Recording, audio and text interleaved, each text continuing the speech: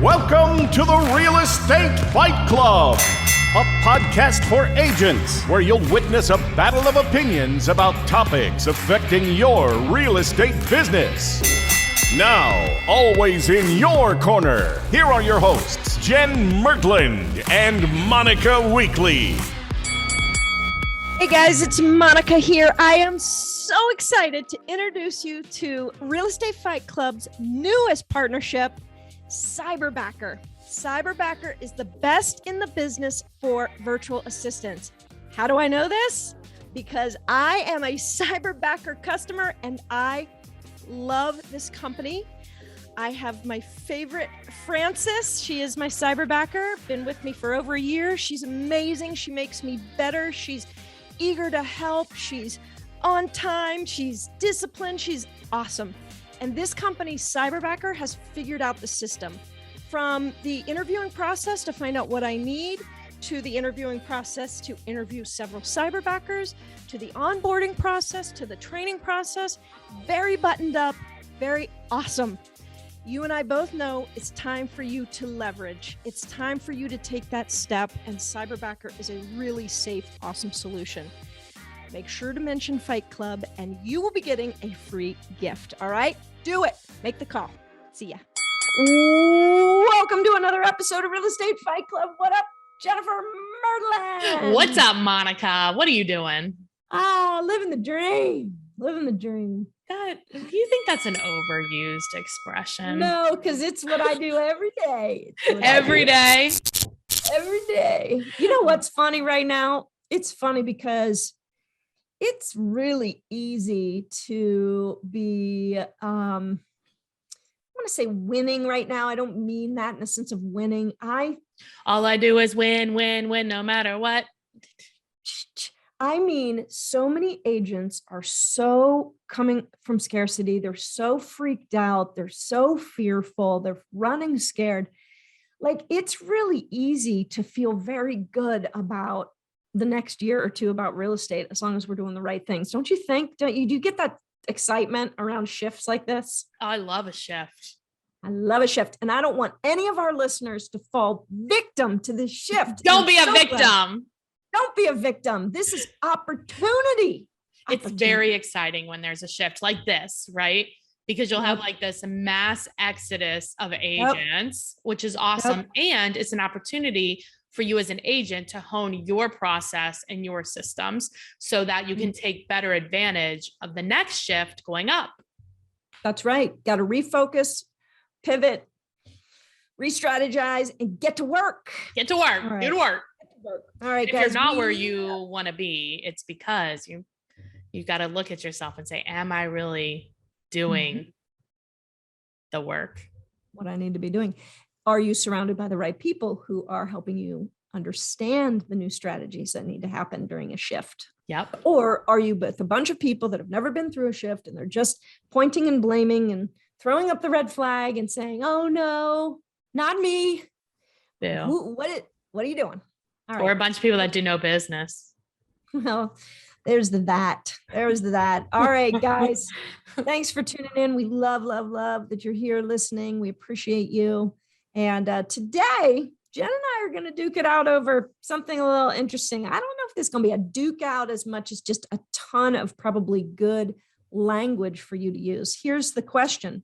What do you say when ...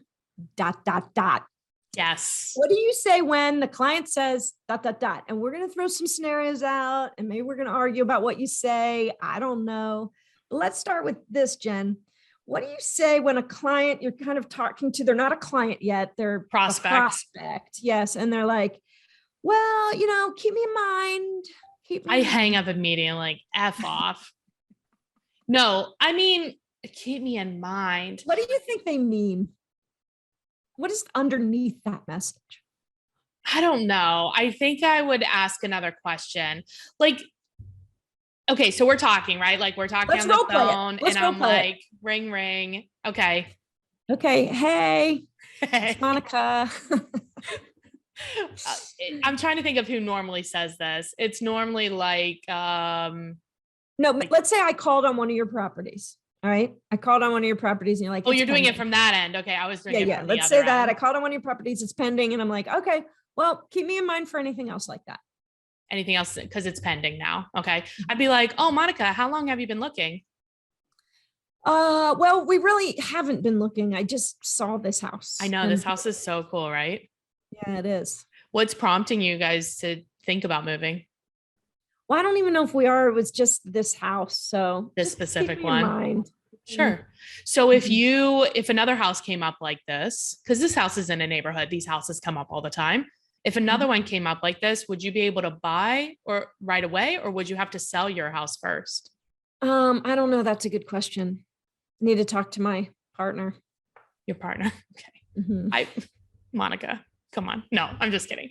Yeah, I mean, that's the thing, right? Like, what are you guys thinking is this like bigger than your current house, smaller, different neighborhood? Like, tell me about your house now, or what are you looking for in your new one? Yeah, what we like about this one is a ranch and it has a really nice big backyard. You're in a 2-story now? Yeah. In a small yard? We just need a little bit more space. We have a lot of dogs. How many do you have?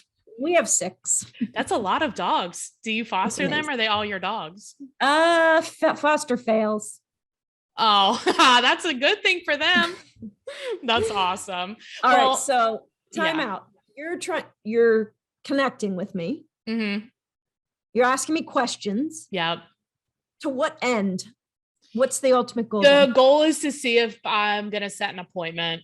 I really haven't tapped yet into your motivation. So what I want to do before I set an appointment is I want to know, one, are you motivated?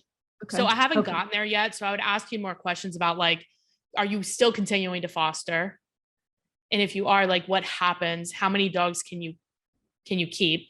Right. Where is the point? Where you're at now? Yeah. Mm-hmm. Like, what could that look like? Mm-hmm. Why don't we do this? Why don't we see what your house is worth? Kind of walk down the process and see what's possible. Something like that. Mm-hmm. And try to set the appointment. What if you can't get there because, ultimately she just called on this house and her significant other isn't really in it? Are you, my goal would be to get her set up in a portal so that I'm the one sending her houses. Are you trying to do that? No, you're asking me about buyers. No.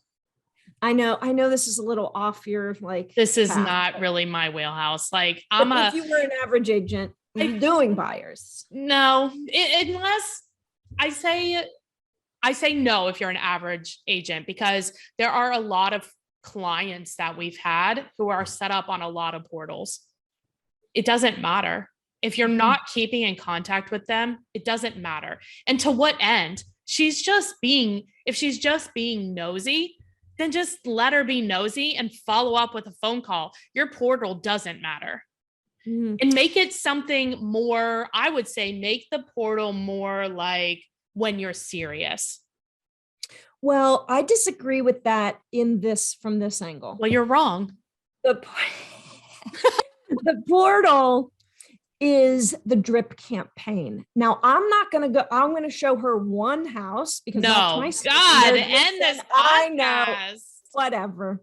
I'm going to show her one house, but before I would go seeing lots of houses, of course, she's going to fall in line with my process, which means we're going to have to get serious and get approved and get. She's going to have to be a 7, 8, or 9 on motivation. But that's what the portal does, is allow the drip campaign in the conversation. Hey, did you see the house that just came up on Main Street? It was very similar. But she's to the one not you called me about. What there yet. Do you know what I mean? Like you can, okay, how about you set it up for yourself so that then you have something to talk to her about? Because this is about touches. Why wouldn't That's what I'm saying. Why wouldn't you allow your email? Because you set it up for yourself and then you touch her. You're so creepy. It's creepy. But you call her or email her when one actually is relevant, because we all know those portals are not like 100% relevant. And we know that she's off talking to 16 other realtors. She's on Zillow. Not if you're providing the information, if you're servicing, and part of the portal is the service. I disagree. There's so many clients I have that are set up on all these portals. That doesn't mean she's going to convert, but how long does that take you to set up a freaking portal? Way too long, because I always forget my login. It's like putting her into your CRM and which I also won't do. Here's my thing. So like, I guess, and you're making a really good point. It's like, what do you, wait a second. What'd you say? Oh, good. Your concept is a good point. You haven't said it yet. So your point is, or like what I'm kind of pulling out of this is, what is your definition of a potential prospect? Our definitions are clearly different. My mindset is for now business. Look, Alan is the other nurture part of our team. We're not really that much into nurturing. We nurture he nurtures like clients. Mm-hmm. So if you're not a client and you're not serious, and I don't think you're serious, then we're probably. So this is where I think a lot of agents fail to create a steady flow of income. And I wish I could give this a visual with this, but let me just describe a funnel. Like I want you to picture like an upside down triangle. The bottom are your pendings. I think these people know what a funnel is. Listen, I'm just giving the visual. Just listen, let me say this. So the bottom of the upside down triangle are the pendings. That's where the money's coming out. Right above that are your listings, especially in this market, because those are the closest things you have to a pending. Right above that, you've got motivated buyers, because that's the next best thing to a pending. And then above that, you have maybe someday sellers, someday buyers, or not as motivated buyers. And then above that, you have this pool of people that you are affecting. What agents do is they work the bottom of the funnel so freaking hard. And the thing is that business is already there. You almost have to do something stupid to mess that up. Right. Stop paying so much attention to that. You've got to push it in from the top. And this lady who has shown some interest is actually better than Sally Smith, my friend, who's not showing any interest. So I think there is the need to capture her. I disagree. And here's why. Because they'll spend the time to put her in a portal. They'll spend the time to put her in the CRM. They haven't really talked about her motivation. How many people have you run into that are like, well, I'm just looking for a house like this. I have to talk to their spouse, the wife or the husband or whatever. And they're like, we're not moving ever. Mm-hmm. So what agents do is they have 200 people that are like, well, keep me in mind. And I'm really looking for something like this, but they're not really looking for something like that because they don't have the buy-in and they also don't plan on getting divorced. Right. And I have had to ask that. They should. Like, your spouse isn't on board. Are you planning on getting a divorce? No. Are you planning on living separately? No. Well, then we probably need to get them on board. Like, if you're not going to live anyway. So you're forgetting though that this is a person that I have the opportunity to serve. And if her sister is buying a house, oh my gosh, you should call Monica. We didn't end up buying from her, but she was so good. I just think what happens, in reality, I think that's a lovely textbook theoretical idea. What really happens is agents have 200 leads that aren't motivated and aren't going anywhere. And they like use it as a little whoopee and a little blanket. And they're like, well, I should be doing more business because I have like these 200 leads, but you're not doing anything with them and they're not motivated. Go out and find motivated people. But that's okay. So you bring up a good point. And the difference in what I'm saying is, listen, the difference is I don't look at my portals and say, these are my leads, because they're not, if I'm doing business that way. I need to know, out of those 50 people, how many of those are a 9 or 10 on motivation? That's my pipeline. How many leads do you believe an agent that sells over 100 houses, how many leads do you think that they have? You got to give me some more, because it just depends on where the leads are coming from. Well, I feel like you also know the answer to this. Let me ask it in a different way. If I were to ask an agent on the street, or I'm not even going to say it, because if she listens, then okay. There's an agent. I'm going to ask an regular agent, Sally Sue. How many leads do you think a top agent has? What do you think is the most likely answer that they're going to say? 1,000. And what's the right answer? 100. No, it's like 10 or 5. Because you mean at any given time? Yes, the definition of a lead for them is somebody who is going to do a transaction, sign a contract within the next 7 days. That's what I'm looking for. That's correct. That's the middle of my funnel. Wait. No, listen, that's the middle of the funnel. What you're not talking about, and this is where agents fail. I feel really passionate about this. They forget about above that. Who then becomes the motivated buyer and seller? That's why you have to generate every day. It's not this lady who you need to ask 10 more questions. You don't know that yet. No, that's why I said I'd ask more questions. You're setting her up on a portal right away. No, I'm asking questions. Listen, I'm asking questions too, but that's ultimately, if I can't get what I need, I'm at least going to stay in touch with her. This is taking a turn. We haven't even gotten into any of the other questions. Look, here's what we're going to do. We're going to do some more like, what would you say on our socials, but let's like at least do one more in this podcast, like a common one that people are saying. Well, let's do one more. Then we're going to take a break and then we can do even another one. Maybe. We have time. Holy shit. What else? I don't have time for this. What do you do with somebody that says, I may want to move next year? Hey, don't forget about us. I think we're going to do something next year. Oh, that's awesome. What happens next year? That's when my daughter graduates from high school and we're going to be looking to downsize. Are you guys? Yeah. Okay, great. So what I'm looking for when I ask that question is something happening? Because here's what I know. If there's an event, like something actually happening, then that is probably right. Okay. But for most people, that's not what they say.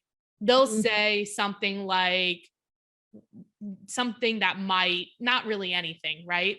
Like so we're waiting for a promotion. Like a condition or a, do you know what I'm talking about? A made up fantasy. Are you in your dream house right now? Barbie dream house.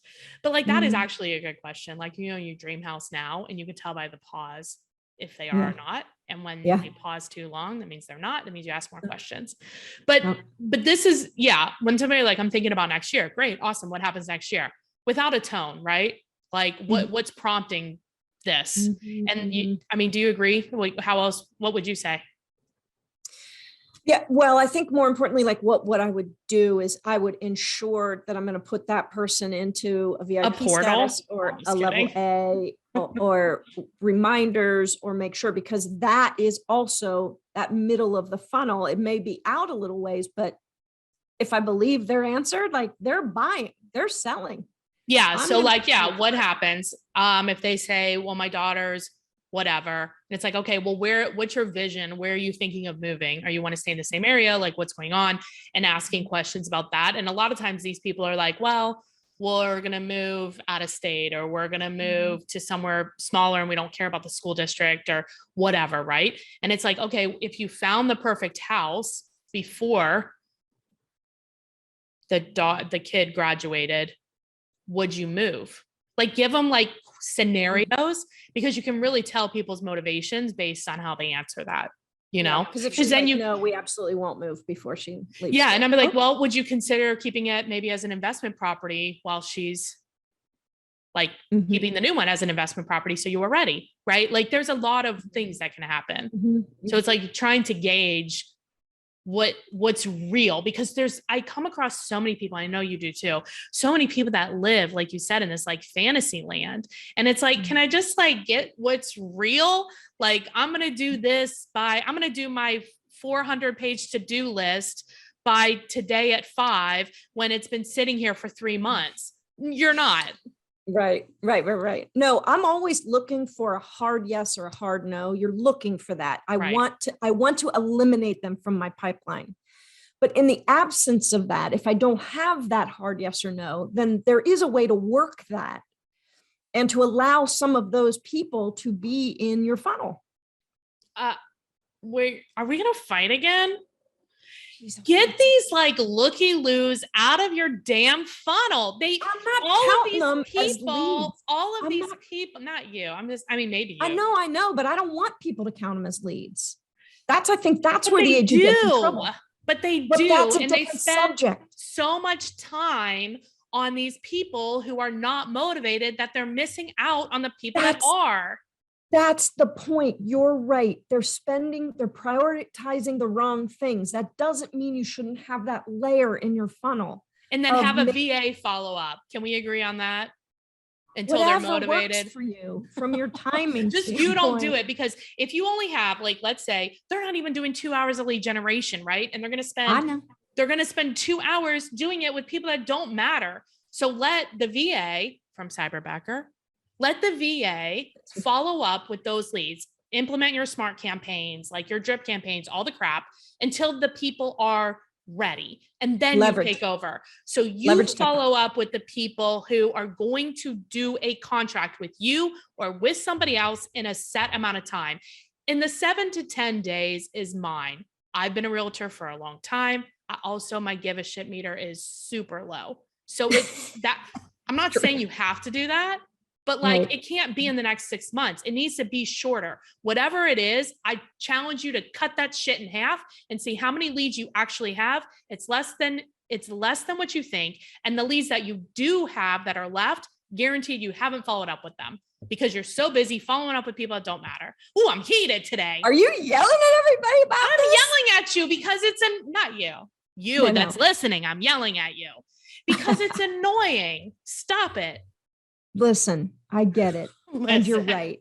And when this person says we're not going to sell until next summer, all I'm saying is I want you, the agent, the listener, to figure out a system that enables you to be their real estate resource between now and then.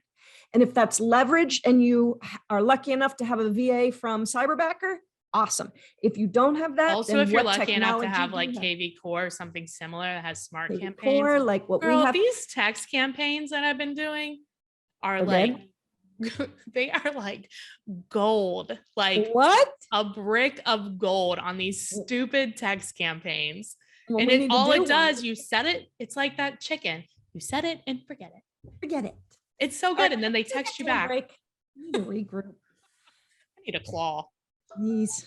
Let's hear a word from our favorite partners. And when we return, we're going to see if we can get one more in. All right. I'm here with our tiebreaker, Michael Foster. Hey, Michael. Good morning. How you doing? Good. I'm excited for you to be on. So just to give some people some context, you're a partner at the Foster and Vosberg Realty Group at EXP. And your whole group is called the Prosperity Builders. I love that name. Yeah, we came up with that because we felt like our agents that join underneath us, they want to have prosperity. So we want to help them build toward that. Right. And you're, I know you probably have agents everywhere, but you yourself are in Greensboro, North Carolina. Correct. And then the thing that I'm excited to have you on is because you run a role play group. And that's exactly what we're talking about today. What are the common objections that the agents are dealing with, and how are you, like, what are the most common ones they're hearing? So the ones that we get the most calls to say, how do we deal with this, is someone saying, in this environment with rising interest rates, et cetera, I'm going to wait till the spring. Yeah. That's a big one. And then the other one is, I'm not ready to work with a real estate agent yet. Okay. Let's talk about I'm going to wait, because that does happen, right? Like I'm going to wait for whatever until the spring, until the winter, until rates fall, until they, you know what I mean? Like whatever it is, they're going to wait. Right. So what do you say? Well, Jennifer, I understand perfectly why you'd want to wait, because it's a very big decision and you want to be sure you're making the right decision. But right now, just so you know, between this point in time and the end of the year, that same house that you're thinking about is going to be worth between 5 to 7% more. So if you're looking at that $300,000 house, it'll be $315,000 at the end of the year. And I can't guarantee that the interest rates aren't going to go up. I don't have a crystal ball. Right. But let's say the interest rates go up another half a point. That's another $100 on your payment, in addition to paying $15,000 more for the house. Do you really want to be facing that? No. Okay. Exactly. Well, I certainly understand. And by the way, the longer you stay in that rental where you are, you're going to be paying somebody else's mortgage. And why not be building equity? Because believe it or not, for the next 3 years, they're looking at homes appreciating as much as 23% versus you paying 23% more rent. Wouldn't you rather be putting money in the bank than putting it out of the bank? Yeah. I think the important thing that I want people to gather here is that you're quantifying it, right? So they can come up with their own example. They don't have to they can use this example on every person, but your main point is like, hey, you quantified what it could be, the $100 a month. You quantified it's 23% more. You tied it back to the rent, to putting the money in my pocket versus theirs. And then you asked a question about it, instead of, I hear so many agents, they just like say something, but then there's no conversation about it, right? Like they're not asking a question. Right. So our responsibility is to give them the information and let them make the decision. The biggest mistake I think agents make is they're trying to convince somebody the right decision to make in their mind. That's not our decision to make. We're supposed to give them the options and guide them, but not make the decision for them. Yeah. I think too, like you had me like, your tone is really comfortable. Like you said, like you don't have this like, I'm right, you're wrong tone. It's like, I can understand a lot of people are saying that, but like, here's the thing, like, here's the reality of what's going to happen. And like, were you looking to buy a house last time your lease was up, like a year or so ago? And what happened then? Like, do you like want to keep waiting to see what happened? Like, did it help you? And what's the worst that could happen? Like, if interest rates go down, like you can refi, right. But if has your rent ever gone down? No, it's going to keep going up. Right. So it's like, which was better? Like you said, like what's really better for you? Right. I like it. Do you have any tips before we get into the next one, any tips, like if you're an agent and you're trying to think of like, how do I respond? And you need to ask a question, but you like, don't know what question to ask. Like, do you have some like go-to? Absolutely. So the first thing you always do is you reaffirm what they said. So when you said that you're not ready to buy yet, you'll say, "Oh, I understand that you may not be ready to buy yet." And while you're saying that, you can collect your thoughts and register in your mind what your answer to the objection might be, as opposed to stumbling and pausing. That's really not good. So that's one. And then two, to make sure that you pick up the cadence of the person on the other end of the phone's voice, so that if they're a soft-spoken person, you're speaking softly to them. If they're a hard, aggressive New Yorker, you put the football helmet on, you go. So I really pay attention to that, and the pace of how they speak and the pace of how they process your question or your point. You want to get on that same cadence with them. No, that's really good advice. And this is where the mute button often comes in handy, right? Like, shut the hell up, basic. Most of the time, it's slow down and be quiet. Let them talk. Exactly. What is the second one that you said is the most common that people are dealing with? The question usually is, I'm not ready to take on a real estate agent yet. I'm just looking on my own, or I'm just going to open the houses. That. Ugh, mistake. Hang up. That's what I would do. No, I'm just kidding. Right. Exactly. How do you handle that? Well, so there's two ways to handle it. One is, I love stories, because stories people relate to. So rather than just saying you're wrong, Jennifer, say, hey, Jennifer, I totally understand that. I just had a client who said that to me, and they went ahead and started looking on their own, and they went to an open house and they fell in love with it, but they didn't have an agent, so they missed out on that house. Ooh. So, has that happened to you? Like, that's, you know what I mean? Like, yeah, imagine if that happened to you, how would you feel? So that's one way to approach it. The other is, I'm not sure if you're aware of this or not, Jennifer, but as a buyer's agent, I don't cost you anything. I am compensated through the seller. So my efforts are 100% to take care of you and protect you, and I am there to negotiate for you. I'm there to help filter your criteria, and all that doesn't cost you anything except for that the commitment level. Yeah, that one's a little bit hairy. Maybe not. It's not. There's no upfront cost. Do you know what I mean? Like, because it gets paid on the back end, I guess, when they buy. But not the cost of the realtor.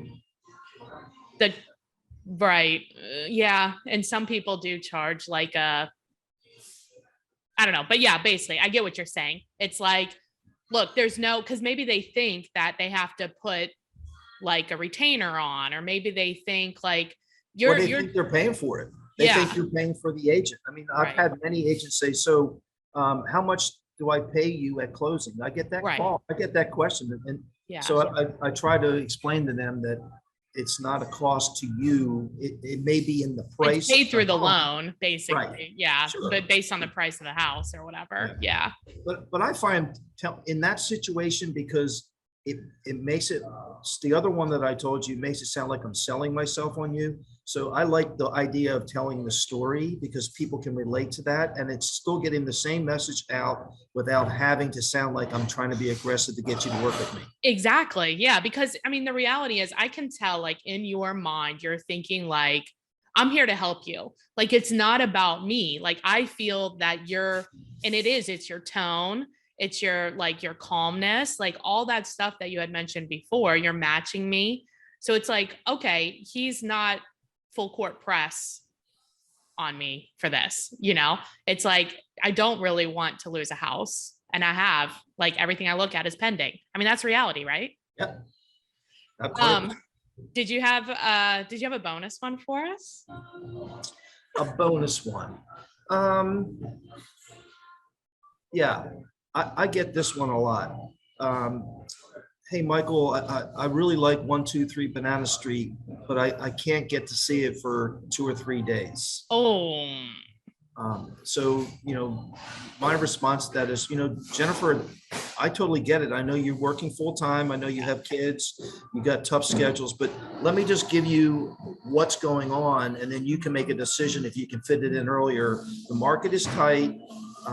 Homes are going off the market in a matter of days, not weeks. Right. And I'd hate for you to get to Wednesday and have me call you and say that house is under contract. Can you just take another look at your schedule and see if you have time in the morning or during your lunch hour, and perhaps we can fit it in? Or I'd be willing to go and look at that house and do a FaceTime with you, so you don't have to be there. That's a good idea. I like that for sure. Now you do host a role play group. Can you tell us a little bit more about that? Sure. So what we do is every Friday, it's only 30 minutes because we respect the agent's time, but we'll put out an objection during the week, and we'll say, if you have a chance to get on, and just, if this is an interesting one you come across, get on this call. We'll get on there. If there'll be 6 or 7 agents, I'll announce the objection. I'll say, okay, who wants to role play this with me? And then we'll role play that for maybe 3-4 minutes is all. Yeah. And then we'll say, okay, Barbara, what did you think about how I presented the objection? Mm-hmm. Sally, how did you feel about how Barbara answered that objection? Right. And so it's more of a critique and a training versus just going through the repetition of doing them, trying to get everybody to do them. Because you can't. If you have 7 or 8 on there, it's too many. Too long. But it is nice to hear other people saying things, right? And it could give you some ideas of what to say, and pick and choose from what other people are doing too. Well, we do have one rule.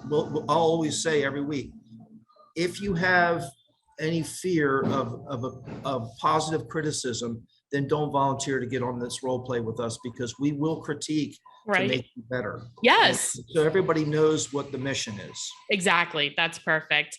Well, if people want to find out more about that role play group, or maybe they have a referral in Greensboro, North Carolina, what is the best way to get a hold of you?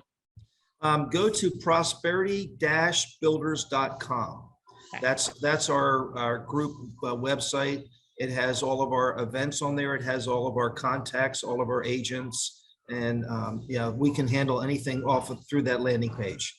That's awesome. Thank you so much. That was really helpful. Hey, it's great to talk to you, Jennifer. You too. Thanks, Michael.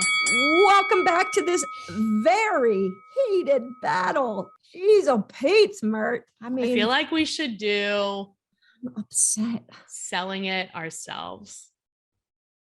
Oh, or okay. Cut your commission. Which one do you think is the most common? Cut your commission. If you're hearing cut your commission, then they smell blood in the water. Mm-hmm. Well, or somebody told them to ask that. I'd be like, look, uncle. I appreciate you asking that. I asked for a discount at the dollar store, but it is not happening. Do you have any other questions? My standard question to that is, I love that question. Tell me why that's important to you. You have to ask that question because you are going to answer it in a way that is not what the freaking question is even about. So you must clarify. Tell me why that's important to you. Yeah. Or most people that ask that question, what they really are asking is, and what they really want is to put the most money in their pocket. Is that what you really want? And they'll be like, yes. Like they really don't want to take the food out of your child's mouth that you're going to, or make now your kid can't go to camp.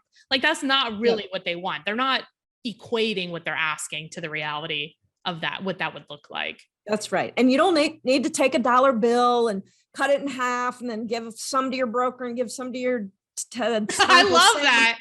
That's a TJ move. Hey, TJ. You don't need to do it. Is that what TJ does? I freaking love it. But you don't. We're gonna do a video on that for sure. As soon as TJ has the confidence to look at them and say, no. Any other questions? Yeah. But here's the thing, like, I think you have to gauge, like, it depends on who you're talking to, right? Like, if you know your client and you know they're just one that always asks that, be like, I love that you asked that question, man. No, right? No. But if they are an actual person that like you don't know, I agree with you. You have to get to like the bottom of it. Like what's important. Most people think, and this is where math becomes important. You're a real estate agent. Learn how to do math. Because here's the thing, if you want to, most people think if I want to put more money in my pocket, I either have to sell it for more or I have to cut my expenses. The number one expense in selling a house is the commission. So how can I cut that? Now, Monica, something exciting that we're doing now is we're doing bids. So it's sort of like an auction, but it's a bid. It's not an auction because I'm not an auctioneer. It's a bid. And so, and that we keep the price of the house low to bid it up. Okay. So opening bid is? It's an opening bid. It's usually like 40% less than what we think it'll sell for, just to catch. It's really low and it casts like this wide net, but the buyer pays a buyer's premium. The seller. So it's an auction without it being an auction. It's not an auction because I'm not an auctioneer. It's a bid. Right. It's like eBay. So the cost to the seller is actually less. So how do you market that on the MLS? You put it. There's a check mark in our MLS that says bid. It's new. It's new. Look at you, fancy pants. Look, I'm Czar adjacent to you. I know. You're Czar. So I'm assistant Czar. I'm aware. Oh my God. All right. There's a lot of ways to sell a house. I think the main point here to wrap this in a tight little bow is one, if people are asking you questions, those are buying. That's a buying signal. Questions are good. You want questions. Just because they're asking the question doesn't mean that's the exact question they're asking. That's correct. You've got to ask clarifying questions. Boom. Get to the bottom. I'm telling you guys that if you practice the art of asking powerful questions, and you're like, well, Monica, what makes a powerful question? Just start asking questions. Then you'll understand the power in them. Yes. This is the thing that we don't do. We should do a whole episode just us asking questions. I did actually do a class on the art of powerful questions or something. It's been a long time. That sounds good. Maybe we could open it up to our listeners and we could do a little webinar. That'd be fun. Okay. Yeah. We could go on the Sprinter van. You guys just want to like spew the answer so fast and don't you throw realize, up on people. Yeah, don't do that. Yeah, that's questions. All right. I think that's going to have to be the end of today's. I'm tired. I haven't been tired in a while. I don't even know what this episode was about. Listen, this was so heated. I actually want to hear from you, our listeners. I want you to tell us, who do you align with on this thing? Because I want you to tell me what your definition of a lead is. Oh, man. All right. Thanks for joining us, guys. Appreciate it. As always, share this episode with somebody that you know, love, and care about, and make sure they also subscribe to the podcast so they can be alerted when you get a hot new episode released. Yes. And Monica and I are looking for more people to come work at EXP with us and dominate this market and this world. So if you are curious about EXP, you're curious about working with us, give me a call or a text, 513-400-1691. Monica, always a pleasure. Always a pleasure, Jen. I'll see you next time. Bye. Hi guys, Monica Weakley here. You know how you're supposed to post about real estate every single day on Facebook? Yes, you do. And the reason is, if we don't remind our Facebook friends what we do for a living and how we help people, they will forget about it. We know it's our job to inform, educate, and demonstrate what we do for a living. Well, I'm coaching agents all around the country, and they understand that, but they're not doing it. And I ask them, why aren't you doing it? Probably just like you. And they said, Monica, we don't know what to post. Can we just borrow your stuff? Because I love creating Facebook posts. And these can often be used over on Instagram as well. So I said yes, and people were borrowing my stuff. So I created finally a product that you can sign up for free. It is free, guys. There is no reason for you not to sign up for this. It's ghostposter.com, GHOSTPOSTR, no E in there, just TR.com. And what you're going to get is you're going to get a Facebook posting idea to your email every single day. So not only do you have this great idea, but you've been reminded, oh yeah, I need to post. And that's Monday through Friday. And if you don't love the post, or you think, gosh, I'd like something else, well, you're also going to get access to a library of over 600 different posts for you to choose from by category. You're going to love it. Go sign up, ghostposter.com. Don't waste a minute. And then be sure to join the private Facebook group. All right, I'll see you in there. Don't forget to hit the subscribe button so you don't miss a podcast.